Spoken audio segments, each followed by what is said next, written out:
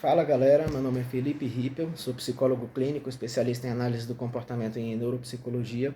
Gostaria de convidar você a se inscrever no canal e compartilhar o vídeo com quem você acha que precisa e deixar seu comentário, tá? Você pode deixar dúvida, você pode deixar sugestão, você pode ser mal educado, tá? Tá tudo certo. Quem tem que lidar com isso sou eu, beleza? Vou tentar responder todo mundo na medida do possível. Se o canal ficar muito grande, isso não vai ser possível, tá? Então hoje, gente, a gente vai falar sobre avaliações neuropsicológicas, que é um dos serviços que eu presto, tá? Então, a avaliação, ela tem 4 pilares principais, tá? Que é a entrevista clínica, depois a gente vai falar um pouquinho sobre semiologia dos transtornos mentais, né? Daí vocês vão ver que a entrevista clínica, ela é semiotécnica, tá? E é o pedaço mais importante do exame neuropsicológico, porque é a partir da entrevista que a gente vai ver quais testes que a gente vai aplicar, né? E é a partir da entrevista que a gente geralmente descobre quais são as hipóteses diagnósticas a serem testadas, tá?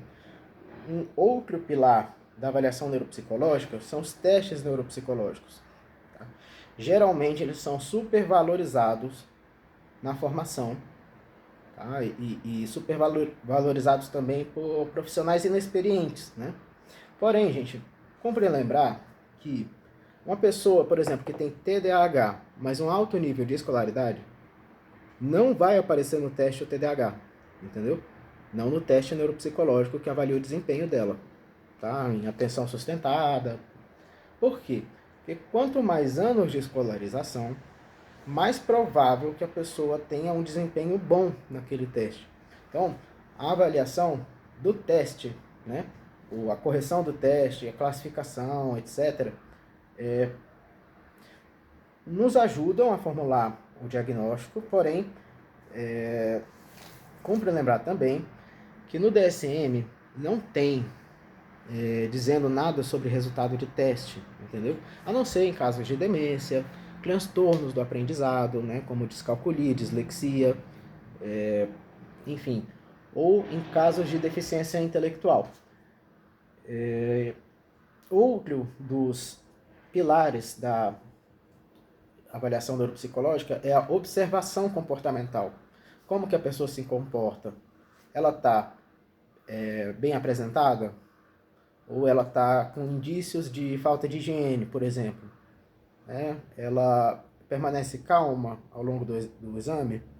Ou ela, sei lá, se exaspera quando fala sobre alguma coisa? Isso tudo tem que ser anotado, isso tudo tem que constar no exame. Então, quais são as indicações para avaliação neuropsicológica? Eu peguei 2 autores, tá? O primeiro deles é o Lesak e o outro é o Tranel.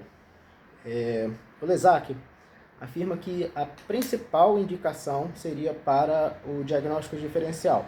Então, por exemplo, tanto no toque quanto no autismo, a gente percebe padrões restritos e repetitivos de comportamento e déficits persistentes na comunicação e interação social. Então, a pessoa que tem um desses 2 transtornos, ela pode estar na dúvida a respeito de qual transtorno exatamente ela possui. Então, ela vem para uma avaliação neuropsicológica, a gente faz a entrevista clínica, a gente conversa com familiares, a gente reúne os documentos dela, tá? Por exemplo, um histórico de boletins escolares, né? Ou o relato da mãe, a gente pode colher o relato da mãe também.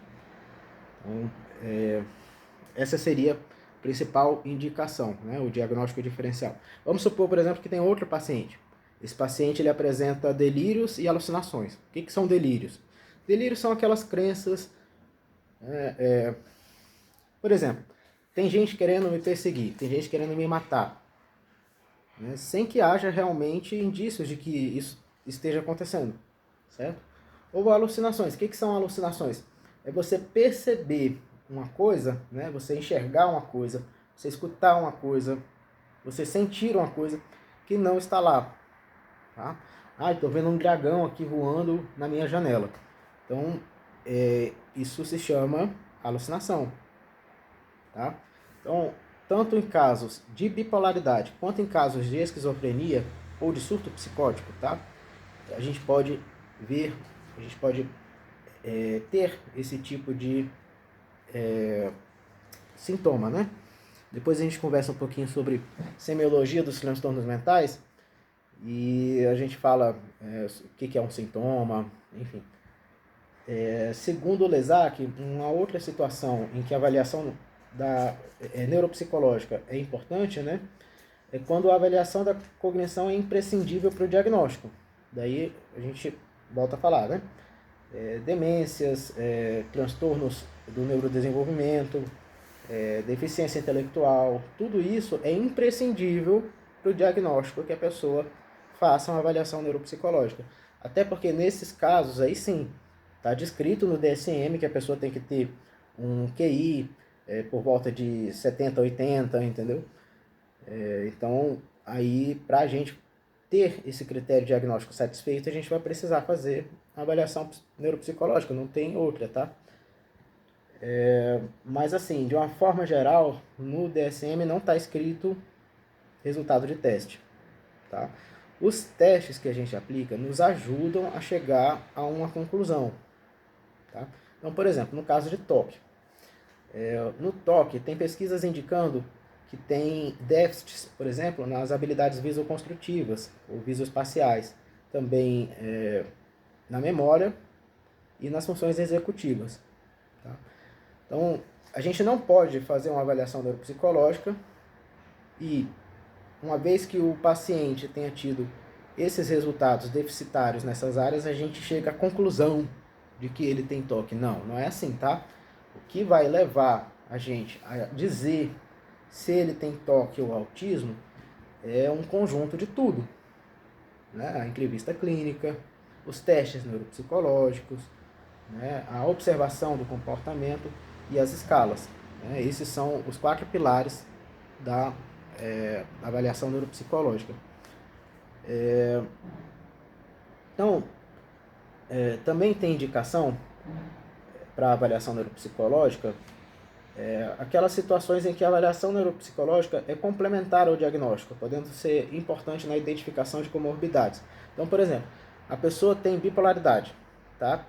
E daí, depois de 30 anos tendo surto de mania, teve um psiquiatra que deu o diagnóstico. Olha, na realidade isso está acontecendo porque você tem transtorno afetivo bipolar, né? Ele passa lá o carbolítio e encaminha para avaliação neuropsicológica para ver se as funções corticais superiores daquela pessoa ainda estão boas, né? Ainda estão funcionando bem após 30 anos tendo surtos de mania, tá? E o surto de mania, como a gente bem sabe, pode gerar um declínio cognitivo, tá? Que gera uma demência que é muito próxima da demência frontotemporal. E por fim, as situações em que ocorreram prejuízos ou modificações cognitivas, afetivas ou sociais em decorrência de eventos que acometeram primária ou secundariamente o sistema nervoso central. Então, por exemplo, a pessoa teve um AVC, a pessoa teve um acidente de carro com traumatismo crânioencefálico, a pessoa teve, sei lá, qualquer coisa nesse sentido, né, ou aquela doença, a Covid-19, né, que a gente sabe que causa prejuízo na memória e tudo mais. Então, nesse sentido, nessas situações pode ser interessante fazer uma avaliação neuropsicológica. Não é para todo mundo, tá? Não existe indicação para todo mundo. Ah, eu quero me conhecer melhor, vou fazer uma avaliação neuropsicológica. Não. Tem outras maneiras de você se conhecer melhor, tá? E eu trouxe também, gente, um artigo do Tranel, né, que ele trabalha no importante centro de atendimento neuropsicológico nos Estados Unidos, em Iowa, tá? E daí ele escreveu esse artigo com base em todas as situações nas quais realiza-se uma avaliação neuropsicológica nesse centro, tá? Segundo ele, a primeira indicação, a mais comum, seria a caracterização geral do comportamento e da cognição de um paciente. Depois a gente fala sobre cognição. Segundo lugar, monitoramento da cognição e do comportamento de um paciente que será submetido a um tratamento médico. Tá? Terceiro lugar, por exemplo, a neurocirurgia ou farmacoterapia. Terceiro lugar, questões médico-legais em neuropsicologia forense. Tá? Então, questões que envolvem a justiça, né? Será que aquela pessoa estava consciente, né, naquele momento em que ela cometeu o crime? Tá? Gente, todo exame neuropsicológico pode ser usado para fins judiciais, tá? É um documento psicológico. Então, a gente precisa ter bastante cuidado na elaboração desse documento, tá? E a gente precisa ter clareza a respeito daquilo que a gente está falando, né? Não tem como a gente fazer dois laudos iguais. E assim, recentemente eu saí de uma clínica, né? Aí entrou uma outra psicóloga no meu lugar. E eu comecei a receber mensagens dos meus antigos pacientes que estavam sendo atendidos por ela, dizendo o seguinte: olha, ela fez um laudo completamente ruim e tal. Aí eu vi o laudo dela, gente, tinha QI 101, percentil 79. Então, já começa por aí, né? Aí o BPA, que é um teste de atenção, tava lá, percentil 20, classificação média. Quer dizer, classificação não é média para percentil 20, é inferior, tá? E o pior de tudo, esses pacientes vieram e estavam com laudos iguais, né? Todos os testes neuropsicológicos aplicados, todas as escalas, tava tudo igual, mano. Tava tudo igual. Às vezes, enfim, essas coisas aí, melhor nem comentar, né? Então, identificação de transtornos do desenvolvimento na infância, né? Aquilo que a gente falou. Transtorno de neurodesenvolvimento, transtorno de aprendizagem, né? Descalculia, dislexia. Isso aí é indicação de avaliação neuropsicológica. O diagnóstico de quadros neurológicos quando os exames de neuroimagem não são suficientemente sensíveis. Porque o que acontece, gente? Nem sempre o exame de neuroimagem vai dar alterado no caso de que a pessoa tem CID. Entendeu? Então, por exemplo, você pode ter transtorno do déficit de atenção. Você vai fazer todos os exames possíveis de neuroimagem e nenhum deles vai estar alterado. Você vai fazer um teste neuropsicológico e vai dar lá que está ok a sua atenção, né? Que a sua atenção está no percentil superior. Mesmo assim, você pode ter transtorno do déficit de atenção. Tá? Se você for dar uma olhada no DSM, lá não está dizendo nada de exame de neuroimagem, né? Pelo menos os critérios diagnósticos para TDAH. Não está dizendo nada de transtorno exame de neuroimagem, nem está dizendo nada sobre resultado de teste, entendeu? Então sim, é possível que a pessoa, mesmo com todos os exames de neuroimagem, mesmo com todos os testes neuropsicológicos não apontando déficit, ela pode ter transtorno do déficit de atenção e hiperatividade, assim como qualquer outro transtorno, tá? Então é isso, pessoal. Depois a gente vai falar um pouquinho sobre o exame do estado mental, semiologia dos transtornos mentais, né? Do Dalgal-Larrondo, sobre os próprios testes, né? E sobre cada CID, bastando apenas também vocês demonstrarem interesse, né? Ah, Felipe, fala um pouco mais sobre o toque.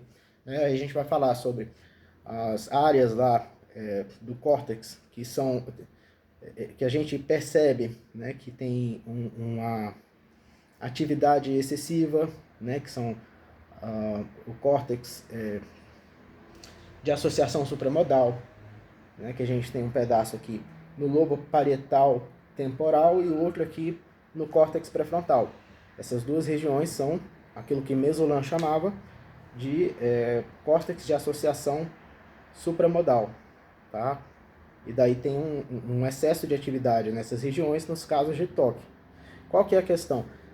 Será que é o excesso de atividade nessas regiões que causa o toque? Não. Né? O toque tem... Depois a gente fala melhor sobre o toque, né? Mas tem algo de genético, tá? E majoritariamente condições ambientais, tá? Enfim, acho que esse vídeo já está ficando longo. Eu fico por aqui, deixe seu comentário e um abraço. Se quiser agendar uma consulta, eu realizo psicoterapia e avaliação neuropsicológica. Estou deixando o meu contato aqui embaixo, tá? Depois a gente fala sobre psicoterapia também, sobre como que a análise do comportamento lida com determinados conceitos, como, por exemplo, autoestima, etc. Estamos aí. Um abraço. Falou!